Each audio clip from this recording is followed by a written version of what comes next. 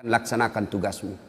Jibril mundur, majulah malaikat pencabut nyawa melaksanakan tugas dan berkata, kalau bahasa kita, ya Muhammad, maafkan saya, saya tidak mampu melakukan ini, tapi ini perintah dari Allah. Lalu Nabi bersabda, laksanakan tugasmu, saya pun siap melakukannya.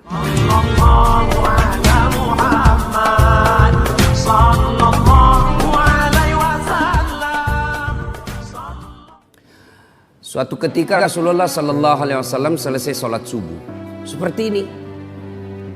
Tiba-tiba Rasulullah naik ke atas mimbar dan pidato.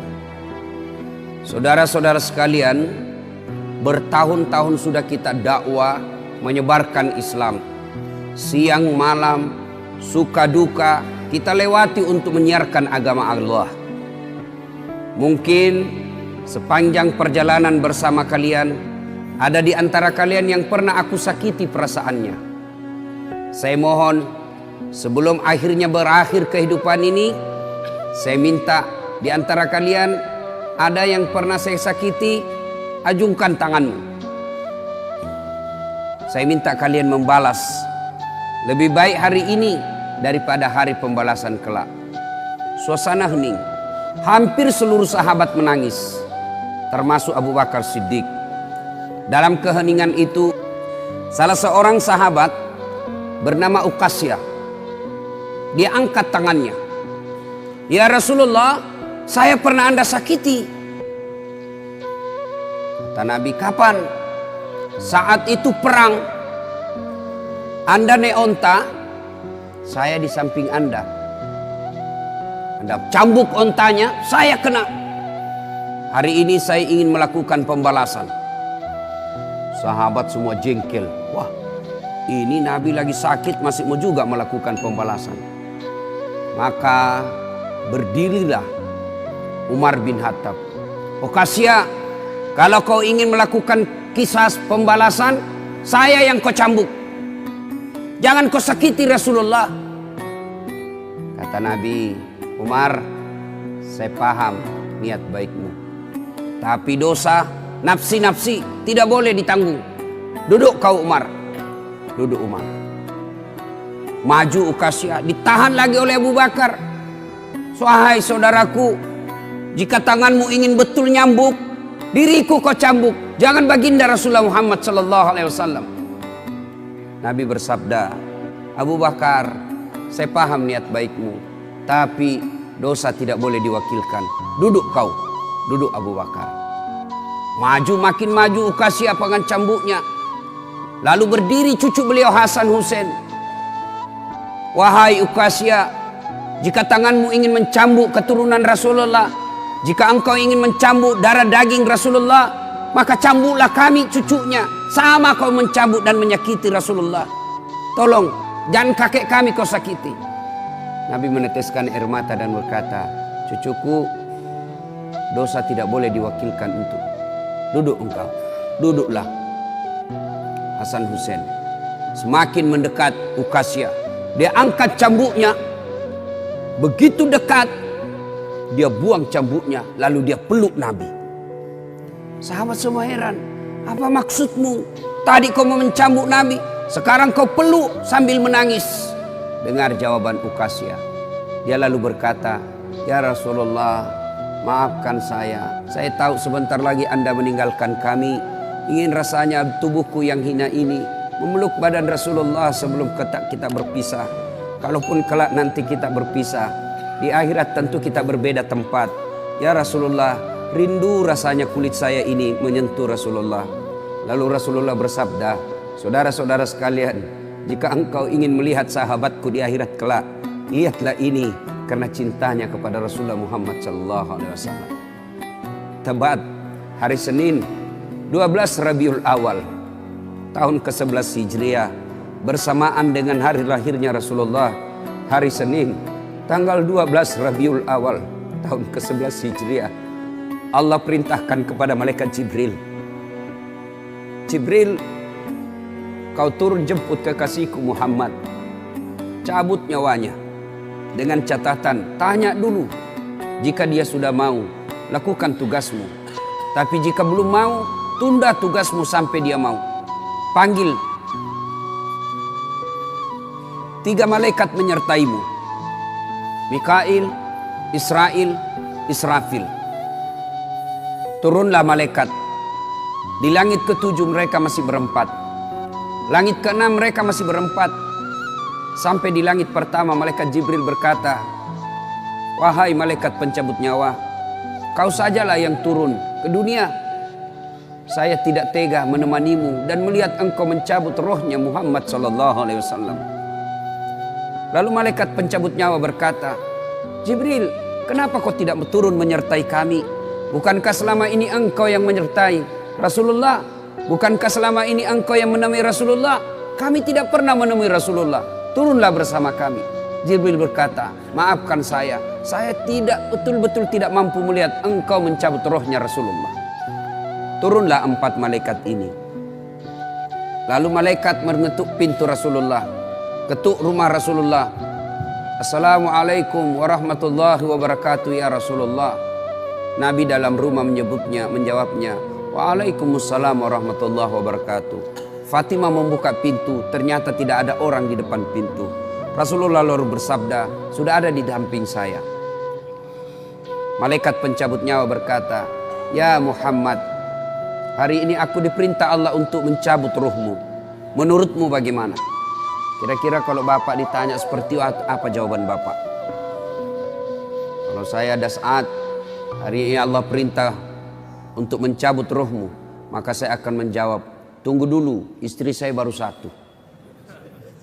Rasulullah menjawabnya, "Wahai malaikat, 24 nabi dan rasul senior saya, 24 nabi dan rasul pendahulu saya, setelah mereka melaksanakan tugas, mereka pun menghadap kepada Allah.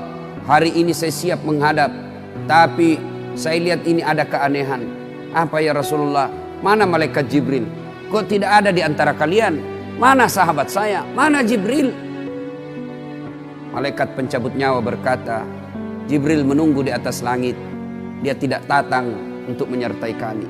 Lalu Nabi perintahkan, "Kau panggil dulu. Ada perkara yang penting yang ingin saya tanyakan kepada Jibril. Setelah itu saya siap menghadap kepada Allah." Naiklah malaikat pencabut nyawa dan berkata kepada Jibril, "Ya Jibril, engkau dicari sahabatmu. Turunlah engkau menyertai kami." Turun malaikat Jibril. Lalu ketemu dengan Nabi. Nabi bertanya kepada Jibril, "Ya Jibril, kalau hari ini aku harus menghadap kepada Allah, tolong berikan saya berita gembira. Tolong perdengarkan saya kalimat yang nikmat di telinga saya." Lalu Jibril bersabda, "Ya Muhammad, saya dapat berita gembira dari Allah. Seluruh malaikat yang pernah Allah ciptakan antri untuk menyambut rohmu ya Muhammad. Apalagi ya Jibril, ya Muhammad, seluruh nabi 24 haram masuk surga sebelum engkau lebih dulu. Meskipun engkau nabi paling terakhir, tapi Allah memberikan garansi dan jaminan haram seluruh nabi dan rasul masuk ke dalam surga sebelum engkau lebih dulu ya Muhammad." Nabi mengucapkan alhamdulillah. "Apalagi ya Jibril, ya Muhammad, jika engkau punya dosa dan kesalahan, Allah telah mengampuni dosa dan kesalahanmu." Nabi bersabda, "Alhamdulillah." "Tapi ya Jibril, itu kan saya. Itu diri saya. Ya Jibril, saya tidak cemas soal diri saya. Saya tidak ragu soal diri saya. Yang saya cemaskan umatku ya Jibril. Bagaimana umatku sepeninggal aku kelak?" Subhanallah. Nabi tidak mencemaskan anaknya. Nabi tidak mencemaskan istri beliau. Nabi tidak mencemaskan keluarga beliau. Yang beliau cemaskan umatku ya Jibril. Jibril lalu berkata, "Baiklah kalau begitu ya Muhammad, nantikan saya." Jibril lalu menghadap kepada Allah. Selang beberapa saat muncul kembali dan berkata, "Ya Muhammad, aku telah mendapat berita gembira dari Allah. Meskipun engkau sudah tidak di tengah-tengah mereka, meskipun engkau sudah tidak berada di tengah umatmu, selama umatmu berpegang kepada Quran dan Sunnah, mereka akan selamat dunia sampai di akhirat." Mendengar ini Rasulullah lalu tersenyum dan berkata, "Alhamdulillah, segala puji bagi Allah." Malaikat pencabut nyawa, silahkan laksanakan tugasmu. Jibril mundur, Majulah malaikat pencabut nyawa melaksanakan tugas dan berkata, kalau bahasa kita, ya Muhammad, maafkan saya, saya tidak mampu melakukan ini, tapi ini perintah dari Allah. Lalu Nabi bersabda, laksanakan tugasmu, saya pun siap melakukannya. Undur malaikat Jibril, majulah malaikat pencabut nyawa melaksanakan tugasnya. Keluar rohnya Rasulullah, perlahan-perlahan meninggalkan telapak kaki Rasulullah. Telapak kaki Rasulullah menggigil naik ke atas betis Rasulullah, naik ke paha Rasulullah, sampai ke perut. Bercucuran keringat Rasulullah, keluar keringat Rasulullah di wajah Rasulullah. Malaikat Jibril lalu berpaling. Nabi lalu bersabda, wahai malaikat Jibril, kenapa engkau palingkan mukamu? Apakah engkau jijik melihatku? Apakah kau jijik melihat wajah saya? Jibril bersabda, ya Muhammad, ketahuilah demi Allah yang menguasai segala-galanya, tidak aku jijik melihat mukamu ya Muhammad. Aku tidak tega melihat engkau menghadapi sakaratil maut. Aku tidak mampu melihat engkau menghadapi sakaratil maut.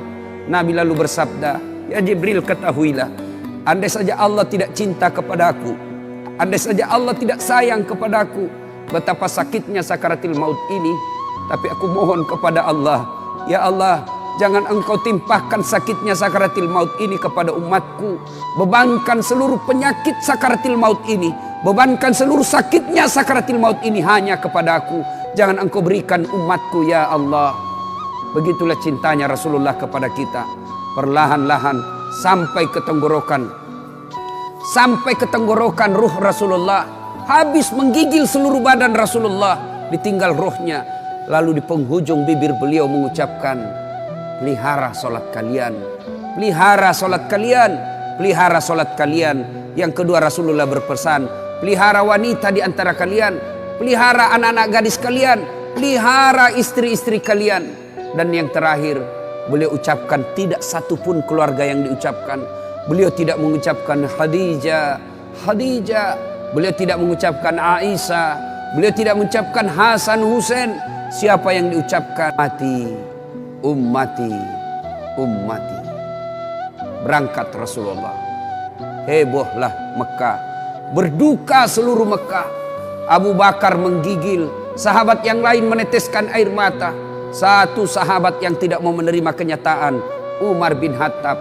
Ketika disampaikan orang-orang, Rasulullah telah meninggalkan kita, Rasulullah telah menghadap kepada Allah, heboh satu Mekah. Umar bin Khattab marah. Dia cambuk, dia tarik pedangnya dan berkata, siapa yang mengatakan Muhammad wafat, maka aku tebas batang lehernya.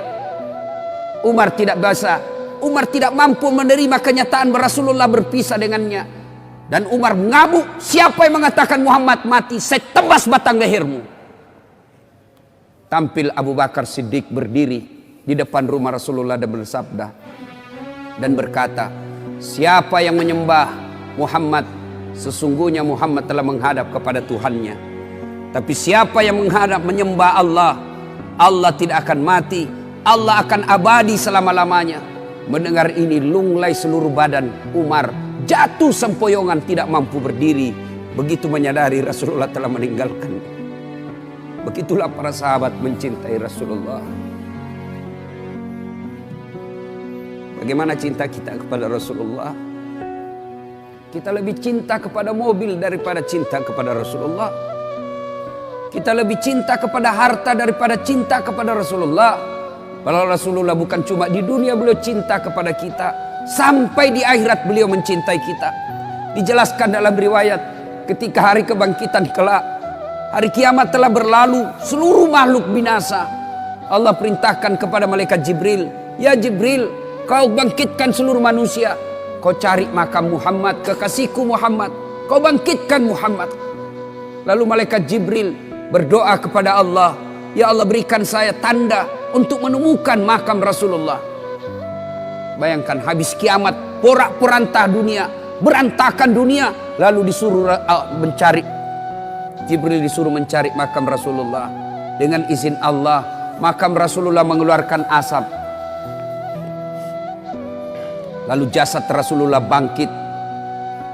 Seperti kalau Bapak lihat sirkus, naik jasad Rasulullah terangkat, ya kira-kira seperti ini. Naik badan Rasulullah, lalu Rasulullah badannya Demi Allah diriwayatkan tidak rusak, tidak dimakan ulat, tidak dihancurkan tanah seperti badan Rasulullah ketika hidup. Bangkit Rasulullah seolah baru bangun dari tidurnya. Dia gosok mata Rasulullah. Begitu terbuka mata Rasulullah seolah bangun dari tidur. Begitu dia buka, nampak ada Jibril di depannya. Lalu Rasulullah berkata kepada Jibril, "Ya Jibril, hari apa ini?" Jibril menjawab, "Ya Muhammad, inilah hari kebangkitan seperti yang Allah janjikan kepada kalian." Kira-kira saat itu siapa yang dicari Rasulullah? Apakah beliau mencari bapaknya yang tidak pernah dilihat sama sekali? Apakah beliau mencari ibunya yang hanya 2 tahun 4 hari bersamanya? Apakah beliau mencari cucu kesayangan beliau Hasan Hussein? Tidak. Tidak satu pun keluarga beliau yang dia cari. Pada saat itu Rasulullah bersabda, "Ya Jibril, kalau ini hari kebangkitan, aina ummati? Mana umatku? Mana umatku Jibril?" Kita yang dicarinya. Begitu cintanya Rasulullah kepada kita. Rasanya tidak ada satupun pemimpin di dunia ini yang mencintai umatnya seperti cintanya Rasulullah Sallallahu Alaihi Wasallam kepada kita. Mari kita lihat cinta kita kepada Nabi. Salawat aja kita malas. Sallallahu ala Muhammad, Sallallahu alaihi wasallam, Sallallahu ala Muhammad, Sallallahu alaihi wasallam. Ya Nabi, salam alaik. Ya Rasul, salam alaik. Ya Habib, salam alaik. Jangan lupa subscribe, like, and share.